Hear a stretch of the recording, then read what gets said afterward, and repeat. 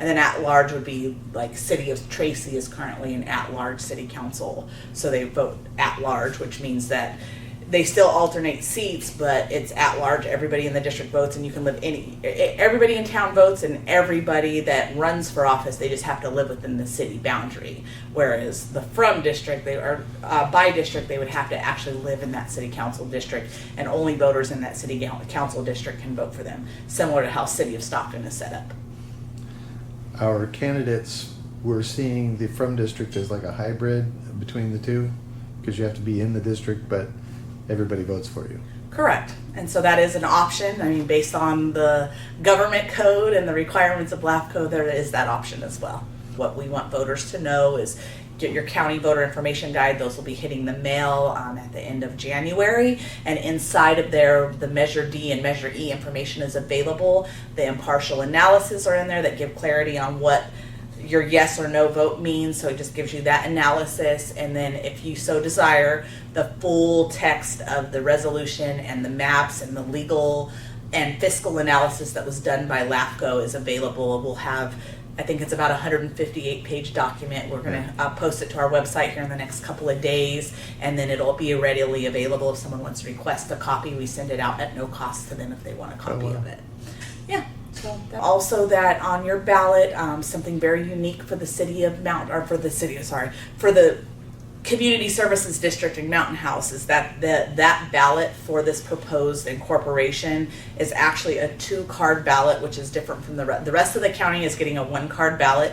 So out in the proposed city of Mountain House, you will have a 2-card ballot. The first card will be everything else that the rest of the county has, and then the second card will be just the information for Mountain House. It's going to have Measure D, followed by Measure E, and then your mayor, proposed possible mayor, and city council members, and that card will be dedicated to just that election information. So it's okay that you got a 2-card ballot. I know that everybody else in the county, I only got a 1-card ballot, and the reason why is because we have this very unique historical thing happening with the proposed incorporation of the city of Mountain House, and so that information will be available to voters on that separate card.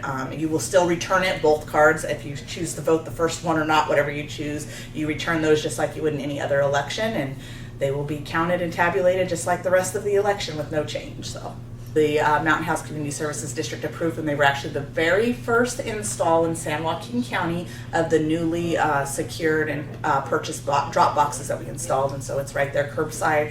I believe you can walk up if you so choose and put your ballot in, or you can drive right up and pop it right in the slot, and those will be open starting February 6th. We pick up the ballots every single day, and we are putting surveillance cameras on all of our drop boxes. So there will be a camera out there just for the drop box. It'll remain out there until the drop box closes on election night at 8 p.m.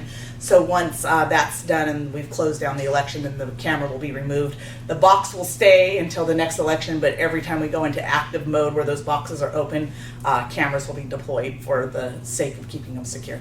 Those ballots come in daily, and so we start a process. Any ballots that we've received through the Saturday before the election, we do everything we can to get those processed so that on election night at 8 p.m. when we upload the first set of results, that'll include every vote by mail ballot and every person that voted early in person at our office. Those will all be included, everything up until the Saturday before election day. So what is that?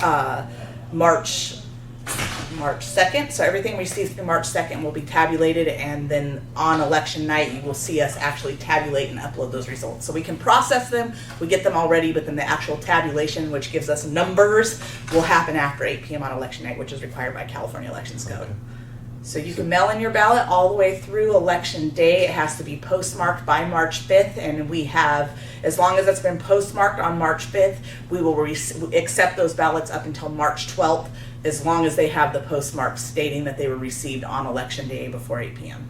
We actually have 28 days, so we'll be certifying the election by April 2nd, I believe is our date. So no, I just want to make sure that they have the information. I think that you guys are so tucked far out there in Mountain House that, and if they have questions, call our office. Our staff is well trained. If you have questions about where to find the materials, now they're not going to tell you one way or the other, but they will definitely point you in the right direction so that you'll have the material available to you. They'll be happy to mail out a packet if you need one. They'll point you to the right spot on the website. They can go over which page in the voter guide you'll find the information. Any of that type of stuff will be available, and so our staff is always here and ready to help and answer questions the best that they can.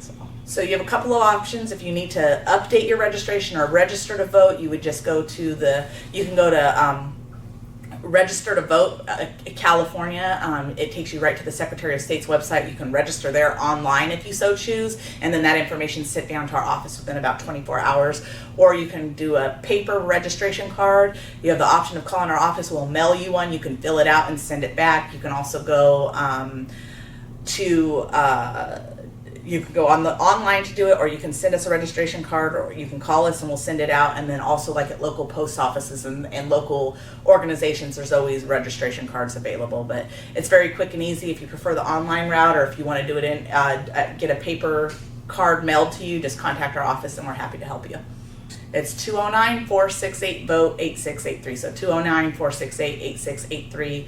VOTE is what the last four stand for. So. Great. Well,